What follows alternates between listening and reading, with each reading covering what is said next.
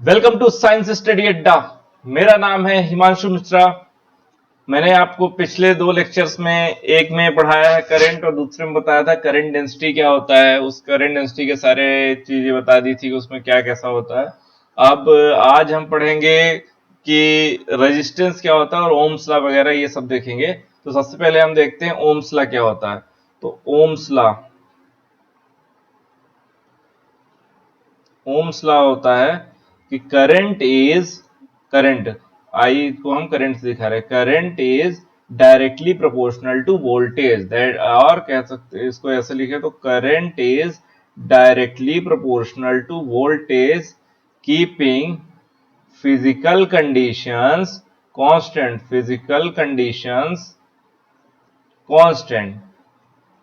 Physical conditions को हमें क्या रखना है, कांस्टेंट रखना है। क्या रखना है, कांस्टेंट रखना है हमेशा। जैसे टेम्परेचर हो गया, प्रेशर हो गया, ये एटमॉस्फेरिक प्रेशर हो गया, जो भी है ये सब चीजें हमको क्या रखना है, कांस्टेंट रखना है ओम्स लॉ में। ठीक है, I is directly proportional to V. अब हमने I is directly proportional to, तो एक प्रोपोर्शनलिटी कांस्टेंट आएगा जो है कि 1/r। 1/r क्या है यहाँ पर, प्रोपोर्शनलिटी कांस्टेंट। क्या है, प्रोपोर्शनलिटी कांस्टेंट। और जो R होता है यहां पर क्या है, रेजिस्टेंस है। क्या है, रेजिस्टेंस। R क्या है, रेजिस्टेंस है। अब रेजिस्टेंस क्या होता है ये पहले हम जानेंगे कि रेजिस्टेंस क्या होता है। ओम्स लॉ समझ में ना आया हो तो इस चीज को समझिए कि अगर अगर हमारे पास कोई कंडक्टर है, उसके दो एंड में कुछ पोटेंशियल डिफरेंस है, तो उसमें करंट तभी फ्लो करेगा जब पोटेंशियल डिफरेंस होगा, अदरवाइज करंट फ्लो नहीं करेगा। ठीक है, तो I is directly proportional to V। Next हमारे पास अब देखिए रेजिस्टेंस। रेजिस्टेंस क्या होता है, रेजिस्टेंस होता है कि जैसे कोई हमारा वायर है, ये जैसे हमारा वायर है, ये हमारा वायर है मान लीजिए। अब इससे हमें करंट फ्लो कराना है। क्या करना है, करंट फ्लो कराना है। जब इसमें करंट फ्लो करेगा ना, तो करंट रेजिस्टेंस में मटेरियल जो अपना कंडक्टर है उसकी एक, उसके मटेरियल की एक प्रॉपर्टी है कि वो क्या करता है कि अपोज करता है करंट का, करंट के फ्लो का क्या करता है, अपोज करता है। उसी को हम क्या बोलते हैं, रेजिस्टेंस। और ये जो जो एक होता है रजिस्टर और एक और रेजिस्टेंस। जो अपोजिशन प्रॉपर्टी है वो है रेजिस्टेंस, और जो ये हमारा कंडक्टर है जो अपोज कर रहा है इसको हम बोलेंगे रजिस्टर। ठीक है, तो रेजिस्टेंस क्या होता है, opposition to the flow of current by the conductor. Opposition to flow of current by the conductor. ठीक है, अब रेजिस्टेंस किस पे डिपेंड करता है, तो पहला है रेजिस्टेंस किस पे डिपेंड करता है, लेंथ पे डिपेंड करता है। तो resistance directly proportional to length हो गया। दूसरा रेजिस्टेंस किस पे डिपेंड करता है, एरिया पे डिपेंड करता है, क्रॉस सेक्शनल एरिया। जो ये जो क्रॉस सेक्शनल एरिया है, ये जो हमारा बन रहा है, ये क्रॉस सेक्शनल एरिया है, और ये इसकी लेंथ है कंडक्टर की। तो डायरेक्टली प्रोपोर्शनल टू लेंथ है। लेंथ हम बढ़ाएंगे तो रेजिस्टेंस बढ़ेगा, लेंथ हम घटाएंगे तो रेजिस्टेंस घटेगा। क्रॉस सेक्शनल एरिया की बात करें तो जब हम लेंथ बढ़ाएं तो क्रॉस सेक्शनल एरिया कम होगा, जब क्रॉस सेक्शनल कम होगा तो रेजिस्टेंस हमारा बढ़ जाएगा। तो ये इस पर डिपेंड करता है। रेजिस्टेंस क्या है, एरिया पे डिपेंड करता है और लेंथ पे डिपेंड करता है। रेजिस्टेंस एरिया के डायरेक्टली प्रोपोर्शनल, लेंथ के डायरेक्टली प्रोपोर्शनल है। Resistance is directly proportional to length and resistance is inversely proportional to area. अब दोनों को यदि हम कंबाइन लिख दें तो resistance is directly proportional to L by A. L by A. अब इसका हम प्रोपोर्शनलिटी कांस्टेंट आएगा कोई ना कोई, तो प्रोपोर्शन, तो ये क्या है, rho L by A. Rho L by A. ठीक है, तो रेजिस्टेंस किस किस पे डिपेंड कर रहा है, लेंथ पे डिपेंड कर रहा है और एरिया पे। मतलब रेजिस्टेंस क्या है, ना कि सिर्फ मटेरियल पे डिपेंड कर रहा है, but it also depends upon the dimensions of the conductor. तो resistance depends upon dimension of the conductor, upon dimension of conductor, dimension of conductor as well as material. तो रेजिस्टेंस कंडक्टर के dimension पे depend कर रहा है और किस पे डिपेंड कर रहा है, मटेरियल पे। तो resistance depends upon dimension of the conductor as well as material of the conductor. अब इसमें एक रो आया था प्रोपोर्शनलिटी कांस्टेंट, अब ये क्या है, रो जो है वो क्या है, रेजिस्टिविटी, क्या है, रेजिस्टिविटी है। अब रेजिस्टिविटी क्या होता है, resistivity is the property of the material which represents, resistivity is the property of material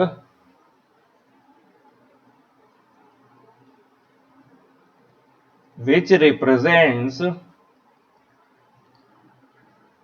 how strongly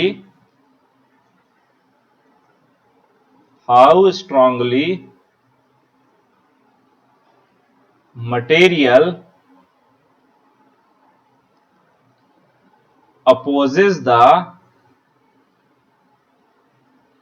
flow of current। तो रेजिस्टिविटी क्या है, मटेरियल की प्रॉपर्टी जो कि रिप्रेजेंट करता है कि कितने स्ट्रॉन्ग, मतलब स्ट्रेंथ के साथ हमारा जो इलेक्ट्रिक करंट है उसका अपोज कर रहा है। ठीक है, ये है रेजिस्टिविटी। ठीक, रेजिस्टिविटी किस पे डिपेंड करता है, resistivity depends upon the material of the conductor. Resistivity depends upon material of the conductor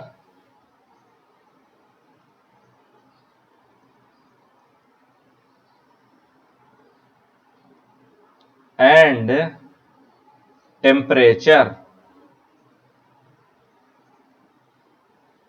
resistivity किस पे डिपेंड करती है, material of the conductor and temperature, दो चीजों पे हमारी रेजिस्टिविटी क्या कर रही, डिपेंड कर रही। ठीक है, अब रेजिस्टिविटी का जो रेसिप्रोकल होता है वो कहलाता है कंडक्टिविटी। कंडक्टिविटी क्या होता है, कंडक्टिविटी क्या है, reciprocal of resistivity, reciprocal of resistivity. मतलब कंडक्टिविटी को हम किस पे डिनोट करते हैं, सिग्मा से। कंडक्टिविटी को किससे डिनोट, सिग्मा से। तो sigma is equal to 1 by rho, ये क्या है, कंडक्टिविटी। अब कंडक्टिविटी क्या डिनोट करता है, रिप्रेजेंट करता है, कंडक्टिविटी रिप्रेजेंट करता है ease of flow of electric current, ease of flow of electric current, मतलब कितनी आसानी से इलेक्ट्रिक करंट फ्लो कर रहा है, ये कहलाता है कंडक्टर में कितनी आसानी से इलेक्ट्रिक करंट फ्लो कर रहा है, ये कहलाती कंडक्टिविटी। ठीक है, ease of flow of current in the conductor is called conductivity. तो सिग्मा हमने दिखाया था कि 1 बाय रो होता है। ठीक है, reciprocal of resistivity is called conductivity. अब अगला हमारे पास ये है कि हमें ये जानना है कि जो हमारा तो रेजिस्टेंस है किस पे डिपेंड किया, लेंथ पे डिपेंड किया, एरिया पे डिपेंड किया। अब हमें ये जानना है कि अगर हम वायर को स्ट्रेच करेंगे तो लेंथ के से कैसे डिपेंड करेगा, अगर हम उसके वॉल्यूम को कांस्टेंट रखें। तो अब हम जानेंगे, on stretching a wire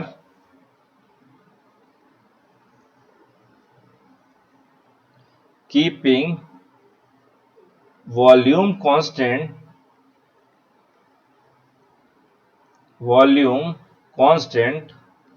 keeping volume constant. अब केस 1 है, if length of wire changes, if length of wire increases, अगर वायर की लेंथ बढ़ गई।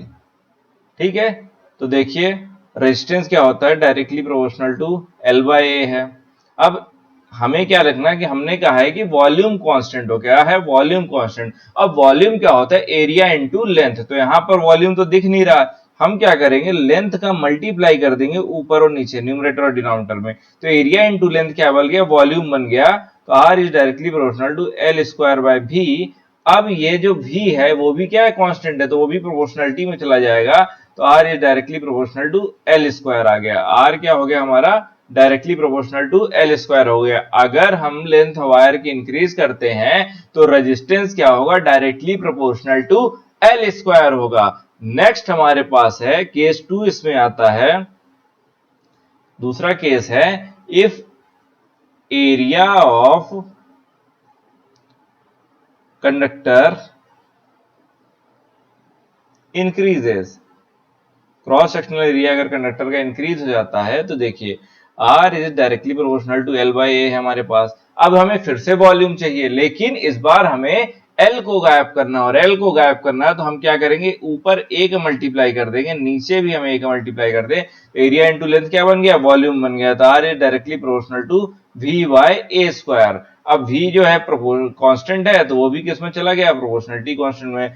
r is inversely proportional to a square आ गया, क्या आ गया, r is inversely proportional to a square. ठीक है, अगर इफ जो हमारा कंडक्टर है अगर उसके क्रॉस सेक्शनल रेडियस क्या है, if radius of conductor is r, तो हमारा क्या है, जो क्रॉस सेक्शनल एरिया है, ये देखिएगा क्रॉस सेक्शनल एरिया ये कैसा है, सर्कुलर है। कंडक्टर कैसा, सिलेंडर का, लेकिन जो क्रॉस सेक्शनल एरिया ये कैसा है, सर्कुलर है, तो उसका एरिया कितना होता है, पाई आर स्क्वायर। तो R2 by R1 is equal to हो जाएगा पाई R1 बाय, ऊपर चला जाएगा ना, पाई R1 square by pi R2 square. तो ये हो गया R1 square by R2 square. ठीक है, ये निकल आया, अगर कंडक्टर की रेडियस दी रहेगी तब हम ऐसे निकाल लेंगे। ठीक है, अब हमारे पास है केस 3, ये है केस 3, क्या है, केस 3 ये है कि if x be the percentage change in length, with the percentage change in length, percentage change in length. तो परसेंटेज चेंज इन लेंथ, तो न्यू ओरिजिनल लेंथ क्या है हमारी, एल है, क्या है, एल, ओरिजिनल लेंथ है एल, और न्यू लेंथ जो हमारी बन जाएगी वो कैसी हो जाएगी, चेंज लेंथ जो रहेगी वो कितनी हो जाएगी, L plus L X by 100। क्यों, एक्स परसेंटेज ऑफ एल हमने इंक्रीज किया, एल का एक्स परसेंट, मतलब जैसे हमारे पास है कि पहले 100%, 100 किसी मीटर कितना 100 मीटर था, अब इसका 100 मीटर का अगर हम 10% निकाले कितना आएगा, 10। तो अब नई लेंथ कितनी हो जाएगी, 110 मीटर। कैसे आया, जैसे देखिएगा 100 प्लस 100 इंटू 10%, 10 बाय 100, तो ये 100 देखिए 110 आ गया, ऐसे ही निकलेगा, तो L plus L X by 100। तब परसेंटेज न्यू रेजिस्टेंस कितना आ जाएगा, R2 by R1 equal to L square, L plus L X by 100 का whole square upon L square. तो ये कितना हो गया, L square 1 plus X by 100 का whole square by L square. ठीक है, ये कैंसिल हो जाएगा। अब हमें निकालना है इसमें percentage change in resistance, percentage change in resistance, percentage change in resistance. तो कितना आ जाएगा, R2 minus R1 by R1 into 100, ये आएगा परसेंटेज चेंज इन रेजिस्टेंस। अब देखिए क्या ये कैसे आया, R2 क्या है हमारा, फाइनल है, और ये R1 क्या है, इनिशियल लेंथ थी, final length minus initial length by initial, क्योंकि हमें किसके रिस्पेक्ट में चेंज देखना है, इनिशियल के रिस्पेक्ट में चेंज देखना है, किसके रिस्पेक्ट में देखना, इनिशियली। तो R2 minus R1 bye R1 into 100, तो percentage change in resistance equal to है R2 minus R1 bye R1 into 100। ठीक है, तो देखिए हमारे पास R2 बाय R1 कितना है, 1 प्लस एक्स बाय 100 का whole square. R2 by R1 कितना है, R2 by R1 equal to है 1 प्लस एक्स बाय 100 का होल स्क्वायर। ठीक है, अब आप -1 कर दें तो R2 minus R1 bye R1, दोनों तरफ -1 किया तो कितना बन गया, 1 प्लस एक्स बाय 100 का होल स्क्वायर -1। ठीक है, ये आ गया हमारे पास। अब हमें निकालना है परसेंटेज चेंज, तो दोनों तरफ 100 का क्या करेगी, हमें हमारे पास क्या आएगा, मल्टीप्लीकेशन आएगा, अगर हमें परसेंटेज चेंज निकालना है। ठीक है, तो ये परसेंटेज चेंज इन आर हो जाएगा 1 प्लस एक्स बाय 100 का होल स्क्वायर -1। अब हमें ये देखना है, यहाँ पर देखिए ये क्या है, यहाँ पर बाइनोमियल थ्योरम लगेगी, जो कि हम जानते हैं कि, देखिए अभी रुक जाइए, इसको हम दिखाते हैं। अब देखिए इसको समझिएगा, 1 प्लस एक्स बाई 100 का होल स्क्वायर है ना, तो ये कितना हो जाएगा, 1 plus 2 into X by 100 plus that dash dash. ये अब x का भी स्क्वायर, x तो 0.05 था ही, x बाय 100, अब उससे भी छोटा करेंगे तो वो और स्मॉल होती जाएगी वैल्यू, तो आगे वाले टर्म्स जो हो जाएंगे वो क्या हो जाएंगे, कैंसिल हो जाएंगे। तो अब सिर्फ कितना बचेगा हमारे पास, 1 प्लस 2x बाय 100। तो R2 minus R1 bye R1 into 100, जिसको हम बोलेंगे percentage R, is equal to हो जाएगा 1 प्लस 2x बाय 100। कितना हो जाएगा, 1 प्लस 2x बाय 100, और ये वाला, ये जो -1 है, ये वाला ये भी आएगा -1, तो -1 ये हो गया इंटू 100, तो 1 से 1 कैंसिल हो गया। तो कितना चेंज आ गया, परसेंटेज चेंज इन आर कितना आ गया, 2x। कितना आ गया, 2x। Percentage change in are कितना आ गया, 2x आ गया। ठीक है, x क्या है यहाँ पर, percentage change in length, percentage change in length, और हमने इंक्रीमेंट किया था ना, तो और परसेंटेज इंक्रीमेंट इन लेंथ।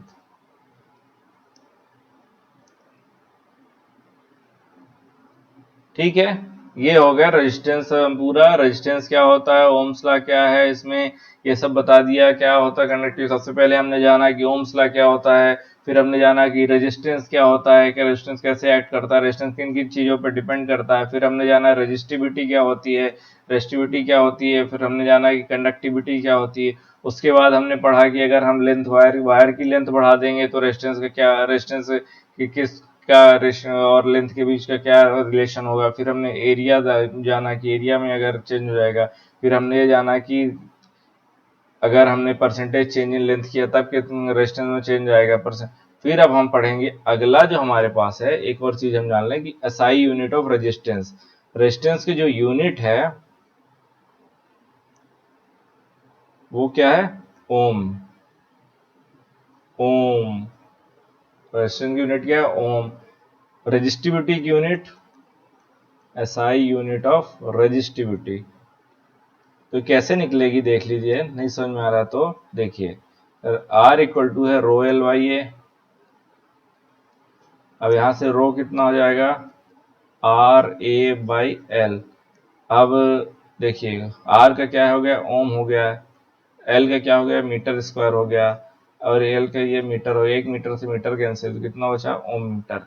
तो रेजिस्टिविटी की यूनिट कितनी हो गई, ओम मीटर। ठीक है, आई बात समझ में। अब ऐसे ही हमारे पास क्या है, कंडक्टिविटी। तो कंडक्टिविटी की यूनिट जान लेते हैं।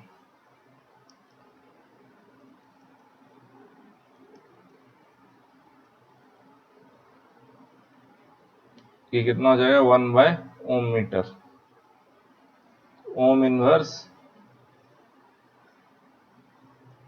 Metre inverse. और इसको हम क्या, कंडक्टिविटी की यूनिट कितनी हो जाएगी, ओम इनवर्स मो पर मीटर, मो पर मीटर।